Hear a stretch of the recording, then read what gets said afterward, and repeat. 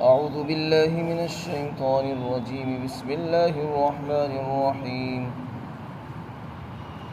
إن هذا القرآن يهدي للتي هي أقوم ويبشر المؤمنين الذين يعملون الصالحات أن لهم أجرا كبيرا وأن الذين لا يؤمنون بالآخرة أعتدنا لهم عذابا أليما ويدعو الإنسان بالشر دعاءه بالخير وكان الإنسان عجولا۔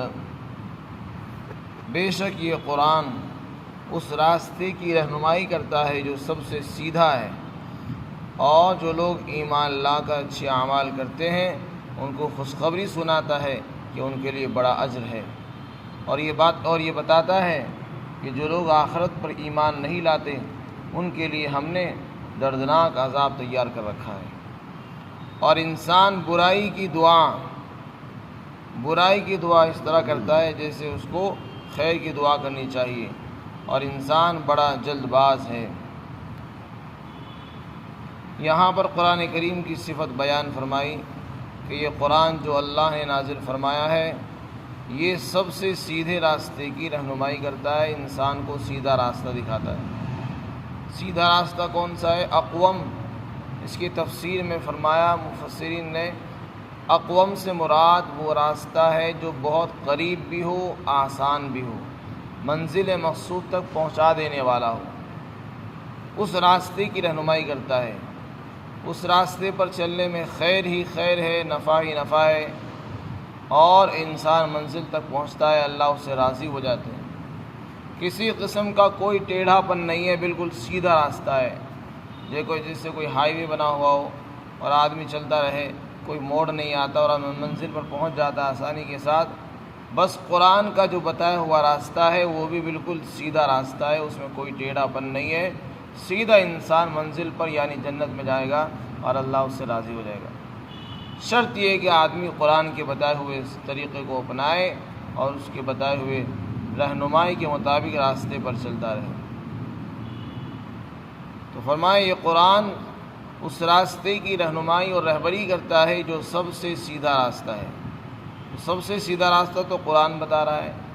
ہم قرآن کو چھوڑ کر دوسرے راستوں کو اپنا رہے ہیں اور دنیا والوں سے راستے تلاش کر رہے ہیں، دنیا والوں سے رہنمائی حاصل کر رہے ہیں، جبکہ قرآن ہمیں سب سے سیدھا راستہ بتاتا ہے جو ہمیں اللہ تک پہنچا دیتا ہے اور اپنے اللہ سے ملاتا ہے۔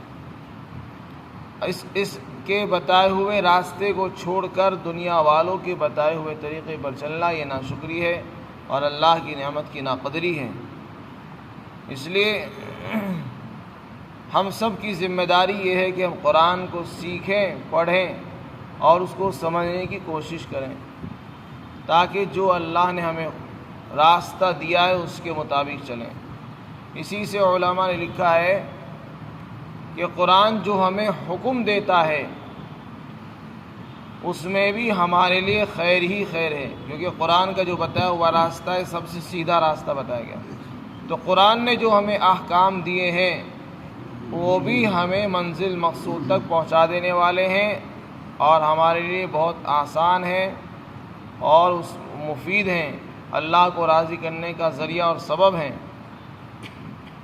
پھر آگے ارشاد فرمائے کہ یہ قرآن ایمان والوں کو خوشخبری سناتا ہے، جو لوگ ایمان لائے ہیں اور نیک اعمال کرتے ہیں کہ ان کے لیے بڑا اجر و ثواب بھی ملے گا، ان کو خوشخبری سناتا ہے اور راستہ بھی بتاتا ہے۔ اور تیسری بات یہ ارشاد فرمائی کہ جو لوگ آخرت پر یقین نہیں رکھتے ہیں، یعنی مرنے کے بعد دوبارہ زندہ ہونے کا یقین نہیں ہے، حساب کتاب کا یقین نہیں ہے، جنت اور جہنم میں جانے کا ان کو یقین نہیں ہے، ایسے لوگوں کو بھی یہ بتاتا ہے کہ ہم نے ان کے لیے دردناک عذاب تیار کر رکھا ہے۔ پھر آگے اللہ تعالیٰ نے انسان کے مزاج کو بیان کیا ہے کہ انسان بڑا جلد باز ہے۔ اس کی طبیعت کو بیان فرمایا کہ وہ اپنی جلد بازی کے اندر اپنے لیے بد دعا کر بیٹھتا ہے۔ کیا مطلب؟ جب اس کو غصہ آتا ہے تو اپنے بیوی، بچوں، اولاد کے لیے بد دعائیں کر بیٹھتا ہے، ایسی باتیں کہہ دیتا ہے، ایسی دعائیں مانگتا ہے جو ان کے لیے ناگوار ہو جاتی ہیں۔ پھر جب اللہ تعالیٰ اس کی بد دعا کو قبول کر لیتے ہیں تو پھر اس کو ناگوار ہوتی ہے اور اس کو مکروہ اور نامناسب معلوم ہوتی ہے۔ اس لیے حدیث شریف میں فرمایا العجلۃ من الشیطان، جلد بازی شیطان کا کام ہے۔ تو جلد بازی سے انسان کو بچنا چاہیے، جلد بازی میں کوئی بھی فیصلہ نہیں لینا چاہیے، اور جلد بازی میں کوئی جملہ بولنے سے احتراز کرنا چاہیے۔ اللہ کے رسول نے فرمایا کہ تم اپنے بچوں کو، اپنے بیوی بچوں اولاد کو، اپنے مال کو بد دعا دینے سے بچو۔ ایسا نہ ہو کہ تم ان کے لیے بد دعا کر بیٹھو اور وہ قبولیت کی کوئی ایسی گھڑی ہو جس میں اللہ تعالیٰ تمہاری دعا قبول کر لے۔ تو اس لیے اپنی بیوی کو، بچوں کو، اولاد کو، اپنے مال کو بد دعا مت دو، برے الفاظ سے یاد مت کرو، ان کو بد دعا مت دو۔ تو اللہ تعالیٰ فرماتے جیسے انسان خیر مانگتا ہے بالکل اسی طرح وہ برائی بھی مانگتا ہے۔ جیسے خیر مانگنی چاہیے، یعنی اچھائیاں بھلائیاں مانگنی چاہیے، بالکل اسی طرح برائیوں کو، بد دعا کو بھی مانگنے لگتا ہے۔ اس کی شان نزول میں لکھا ہے مفسرین نے کہ نضر بن حارث نے ایک مرتبہ کہا کہ اے اللہ اگر یہ دین اسلام برحق ہے تو ہمارے اوپر پتھروں کی بارش برسا دے، یعنی اپنے لیے بد دعا کر بیٹھا، اور جلد بازی میں یہ کہہ دیا کہ ویسے تو یقین تھا نہیں اس کو، لیکن اگر واقعتاً یہ حق ہے دین اسلام تو ہمارے اوپر پتھروں کی بارش برسا۔ اللہم ان کان ھذا ھو الحق من عندک فامطر علینا حجارۃ من السماء۔ تو جلد بازی میں کسی بھی چیز کو کرنے سے انسان کو پچھتاوا ہوتا ہے، پریشانی ہوتی ہے۔ اس لیے فرمایا برائیاں یہ مانگنے کی چیز نہیں ہے، انسان کو اپنے لیے عافیت مانگنا چاہیے، عافیت کا سوال کرنا چاہیے، مصیبت کا سوال نہیں کرنا چاہیے، اور جہاں تک ہو سکے صبر سے کام لینا چاہیے۔ فرمایا وَيَدْعُ الْإِنسان، اور انسان برائی کو اس طرح مانگتا ہے جیسے خیر، اس کو خیر مانگنی چاہیے، اس طریقے سے بد دعا کرتا ہے۔ اور انسان بڑا جلد باز ہے، اسی جلد بازی کا نتیجہ ہے کہ وہ اپنے لیے بد دعا بھی مانگ بیٹھتا ہے، پھر بعد میں پچھتاتا ہے۔ لیکن جلد بازی کا یہ مطلب ہے کہ آدمی اپنے لیے جلد بازی سے کوئی کام نہ کرے، نہ کوئی دعا کرے، لیکن آخرت کے جو کام ہیں، نیکی کے جو کام ہیں، ان میں جلدی کرنی مطلوب ہے، اس میں جلدی کرنی چاہیے، یعنی عمل کو شروع کرنے میں دیر نہیں لگانی چاہیے نیک اعمال میں۔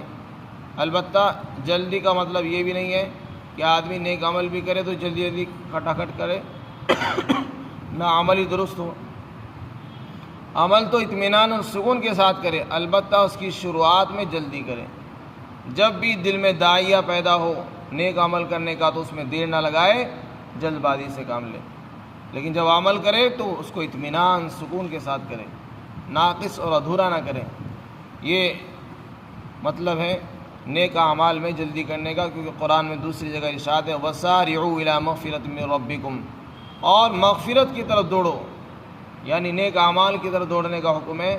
اللہ سے بخشش مانگنے میں دیر مت لگاؤ، ایسا نہ ہو کہ اس سے پہلے تمہاری موت آ جائے اور مغفرت کا اور توبہ کا دروازہ بند ہو جائے۔